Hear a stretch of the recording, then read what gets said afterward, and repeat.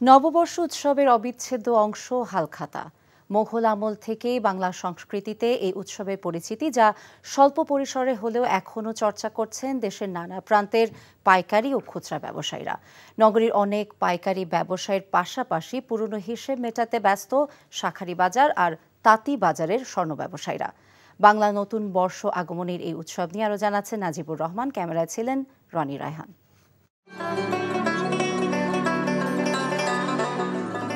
আর একদিন পরেই পুরনো ক্যালেন্ডার পাল্টে আসছে বাংলা নতুন বছর 1431। হাতছানি দিয়ে ডাকছে নতুন শুরু। তার সাথে পাল্লা দিয়ে ব্যবসায়ীরা ব্যস্ত পুরনো হিসাব চুকিয়ে নতুন খাতা খুলতে। পুরনো ঢাকার রবি ঘোষ কয়েক দশকের স্বর্ণের কারবার তুলে দিয়েছেন ছেলের হাতে। কথা হয় তার দীর্ঘ সময়ের ব্যবসার উত্থান পতন নিয়ে। জানান, বাংলা বছর শেষে হালখাতা নিয়ে একসময় তাদের অনেক ব্যস্ততা ছিল, এখন আর সেই ব্যস্ততা নেই। আগে হালখাতাটা খুব জোরসে হালখাতাটা হতো, এখন কিন্তু আস্তে আস্তে জিনিসটা হালকা হয়ে যেতেছে। কেন? হালখাতার হিসাব অনেকে বুঝে না।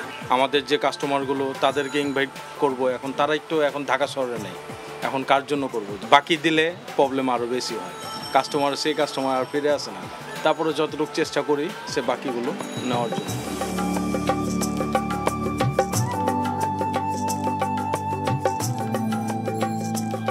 তাঁতিবাজার এলাকায় সহস্রাধিক স্বর্ণের দোকান নতুন বছরের জন্য ধুয়ে মুছে পরিচ্ছন্ন করা হয়। পুরনো হিসাব কষে খোলা হয় নতুন খাতা। একসময় হালখাতার জন্য ক্রেতাদের রীতিমতো ছাপানো চিঠি দিয়ে আমন্ত্রণ জানানো হতো।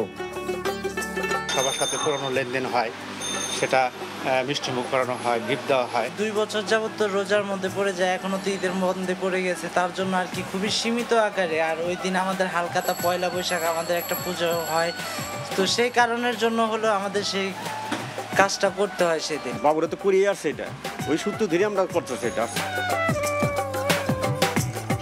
হালখাতা খোলা হলেও এখন তা নিয়ে আর আগের মতো উদযাপন তেমন নেই।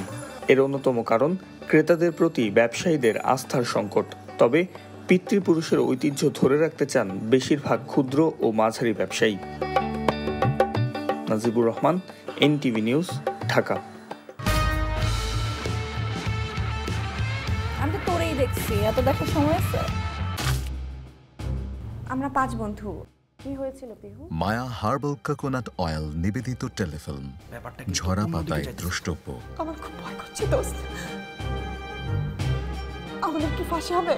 সবকিছু এখন কিন্তু হতে পারে। রচনা পাভেল ইসলাম, পরিচালনা এহসান এলাহি বাপ্পি।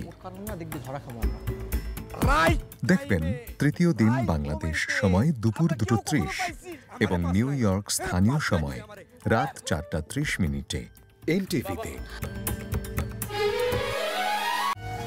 মায়া হার্বাল কোকোনাট অয়েল, চুল পড়া রোধে পার্মানেন্ট সলিউশন। এই ঈদে দেশ জুড়ে কেনাকাটার ফুর্তি হবে শুধু বিকাশে, সাথে ডিসকাউন্ট কুপন, ইনস্ট্যান্ট ক্যাশব্যাক।